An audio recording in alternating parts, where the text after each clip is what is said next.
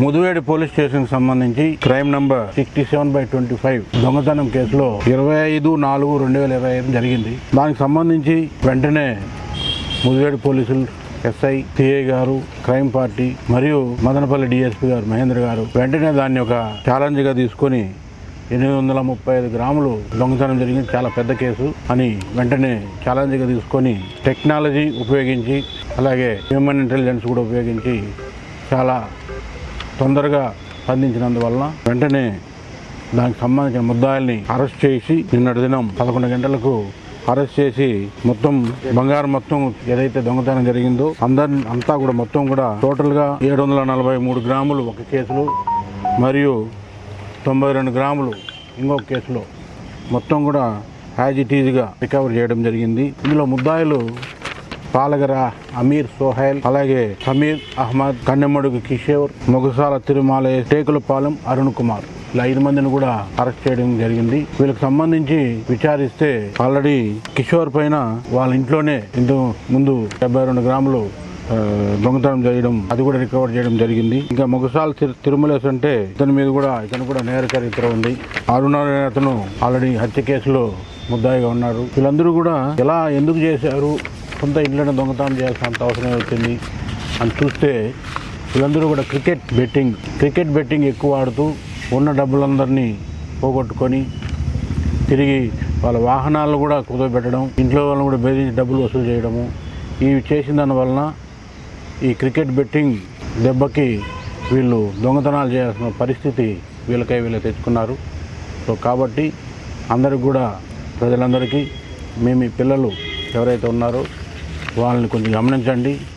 ఏదైతే చెడు వ్యసనాలకు క్రికెట్ బెట్టింగు, గంజాయి ఇటువంటి సంబంధించిన వాటి జోలికి పోనీయకుండా మీరు జాగ్రత్తగా వారి మీద కొంచెం నిఘా పెట్టండి. అటువంటివి ఏమైనా ఉంటే పోలీసులకు కూడా చెప్తే మేము కూడా తప్పనిసరిగా చర్యలు తీసుకొని వాళ్ళకు కూడా కౌన్సిలింగ్ చేయడం జరుగుతుంది. యువత ముఖ్యంగా క్రికెట్ బెట్టింగ్ అనేది చాలా వరకు మీరు చెడిపోవడానికే తప్ప ఎవరు కూడా బాగుపడలేదు. సో ఆ విషయం మీరందరూ గుర్తుపెట్టుకొని దాని జోలికి పోవద్దండి.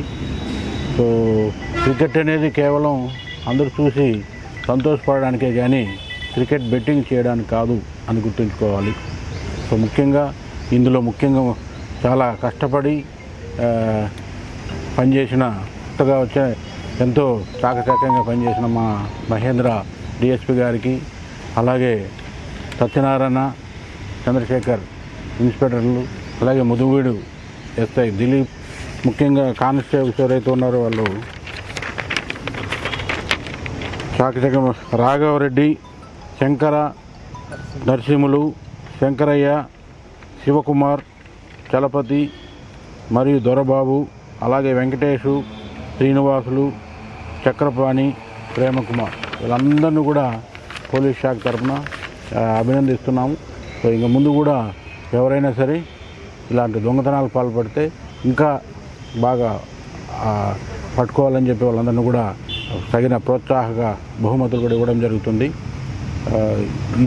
ఈ విషయం ప్రజలందరూ కూడా మరొకసారి మీ తరపున వారికి క్రికెట్ బెట్టింగ్ గురించి జరిగిన దానికి ఫలితం ఏముంది అని మీరు తెలియజేయాల్సిందిగా మీకు కూడా మేము విజ్ఞప్తి చేస్తాం. టోటల్గా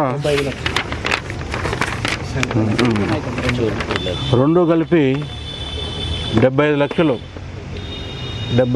విలువ చేసే బంగారు 835 గ్రాముల బంగారు రికవర్ చేయడం జరిగింది. సో చాలా వరకు చాలా పెద్ద రికవరీ. సో ఇంకోటి ఏమంటే ఇందులో ఎక్కడ కూడా గ్రాము కూడా పక్కకు పోలేదు. యాజ్ ఇట్ ఈజ్గా ఏదైతే దొంగతనం జరిగింది ఇంటాక్ట్ ప్రాపర్టీని రికవర్ చేయడం జరిగింది.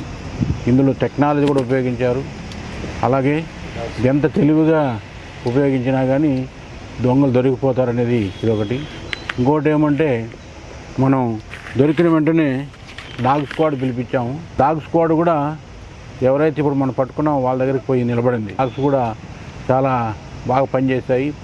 మా దగ్గర ఉన్న డాగ్ స్క్వాడ్ చాలా ఎఫెక్టివ్గా పనిచేస్తుంది. తప్పనిసరిగా ఈ విధంగా డిటెక్ట్ చేయడంలో డాగ్స్ కూడా ఉపయోగపడినందుకు ఆ డాగ్స్ ఎవరైతే కేర్ టేకర్ ఉండో వాళ్ళకు కూడా అభినందిస్తున్నాం.